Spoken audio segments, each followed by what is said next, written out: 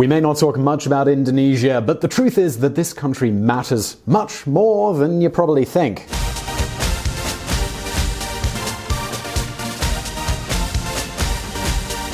More than 250 million, half of them under the age of 30, make up Indonesia, the most populous Muslim country on the planet.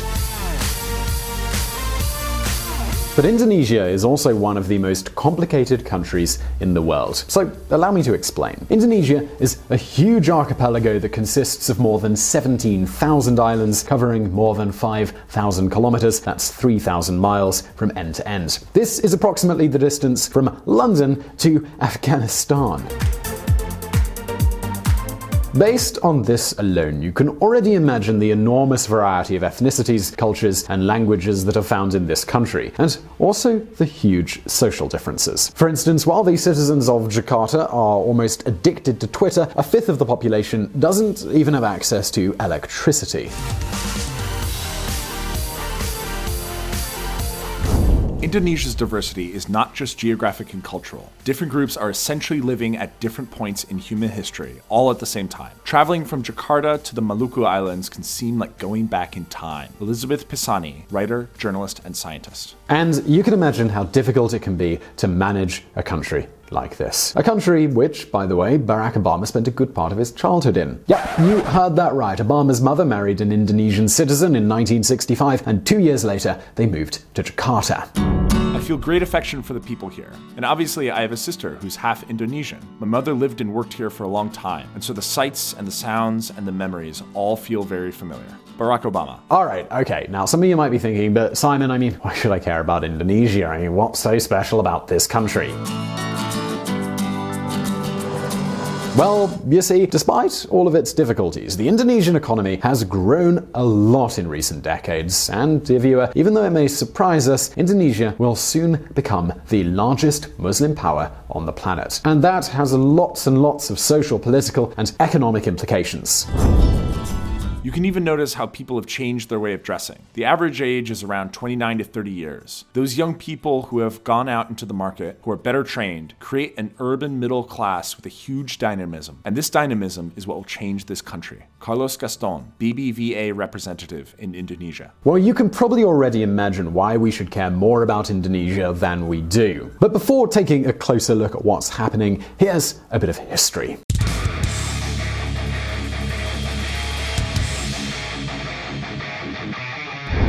The independence. The history of Indonesia has had two main protagonists, Sukarno and Suharto. You see, Indonesia is actually a fairly new country. It wasn't until 1999 that it gained its independence from the Netherlands. Yes, you heard that right. Indonesia wasn't a British or a French colony, it was a Dutch colony. And don't think that gaining their independence was easy, not at all. Allow me to explain. Sukarno was an important leader of the resistance against colonial rule. In 1927, he founded the Indonesian Nationalist Party under this slogan: One nation, Indonesia, one people, the Indonesian, one language, Bahasa Indonesia. I am proud that my country is your host. Of course, as you can imagine, the Dutch authorities didn't like these ideas at all, so Sukarno was persecuted, detained, and finally forced into a kind of exile in Sumatra. A forced imprisonment, dear viewer, which saw him released in World War II by Japanese troops when they occupied Indonesia. The Japanese themselves joined the Indonesian nationalists to control the country more easily. Well, the fact is that 2 days after Japan surrendered in August of 1945, Sukarno declared Indonesia's independence, a declaration that wasn't recognized by the Dutch authorities. Indeed, far from that, they tried to regain power by force. Thus began the so-called National Revolution that lasted 4 years and which was very very bloody. After the birth of the Republic Indonesia, we experienced a painful separation, a process marked by terrible violence. These are dark pages of our history. Bert Koenders, Dutch former Minister of Foreign Affairs. To give you an idea, it is estimated that in just 4 years, more than 100,000 Indonesians and 5,000 Dutch soldiers lost their lives. And that is how, finally, in 1949, after much suffering, the Dutch authorities accepted and recognized Indonesia's independence.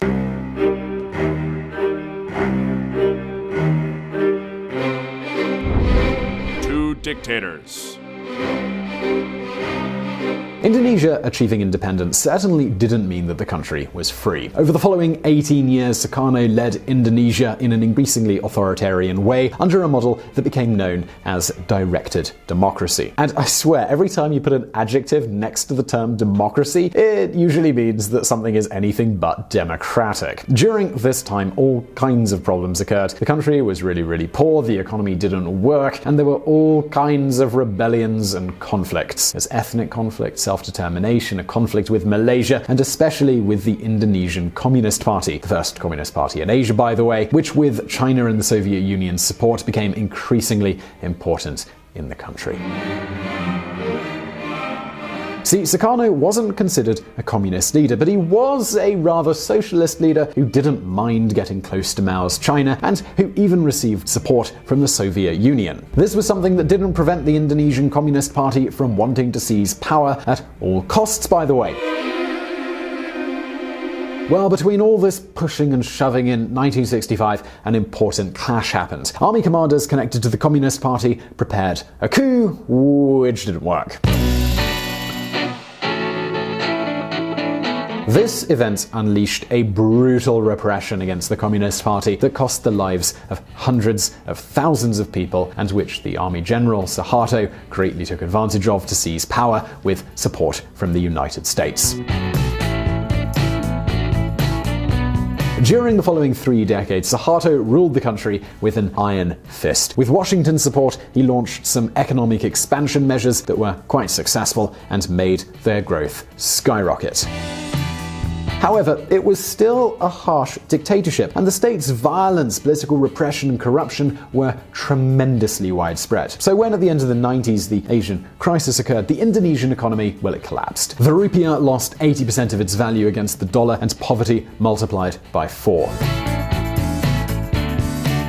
So, faced with this disaster, General Suharto, he was forced to leave. After almost 50 years of independence and dictatorship, democracy in Indonesia finally had a chance. And finally, after a lot of conflicts, because in this country conflicts are constant, the first free elections were held in 2004.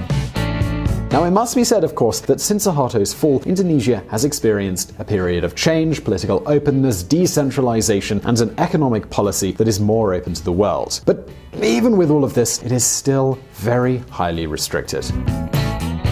And in 2014, Indonesia's current president, Joko Widodo, popularly known as Jokowi, and usually qualified as the Indonesian Barack Obama, won the elections. Jokowi promised to liberalize the country, boost growth over 7% per year, and lay the foundations for Indonesia to become an economic and political power. Indeed, the largest Muslim power in the world. At that moment, my friends, expectations were skyrocketing, and the international media spoke of Indonesia as the country of the future. But wait just a minute, because since then some things have changed. So listen up.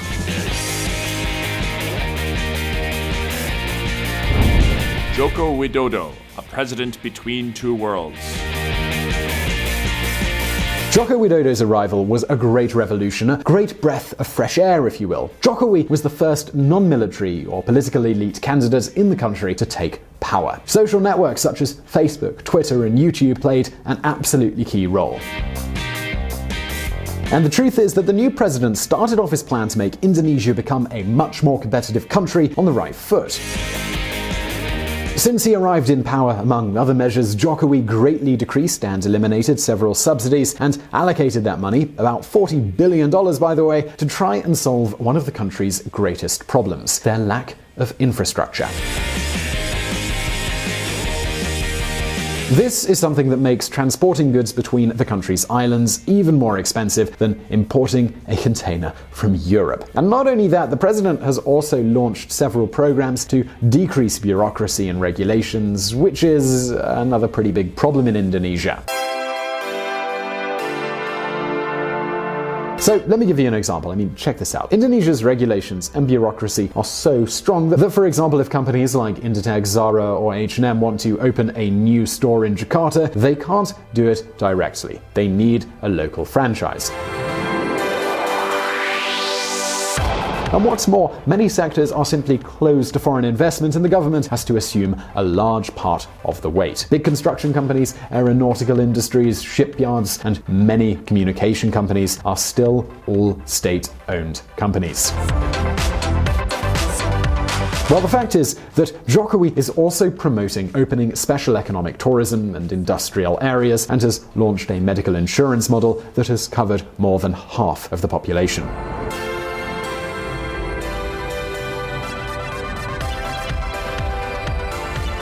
So right now, I imagine it's all sounding pretty darn good to you. Well, dear viewer, just hold on a moment, because despite everything, these changes are slower than the president promised and slower than they need to be. Therefore, even though foreign investment has grown, the growth rate is much lower than expected. But, of course, this is not the biggest problem, nor what will probably cost this president his re-election. Oh no, the big problem is that in recent years there have been clear outbreaks of religious fundamentalism.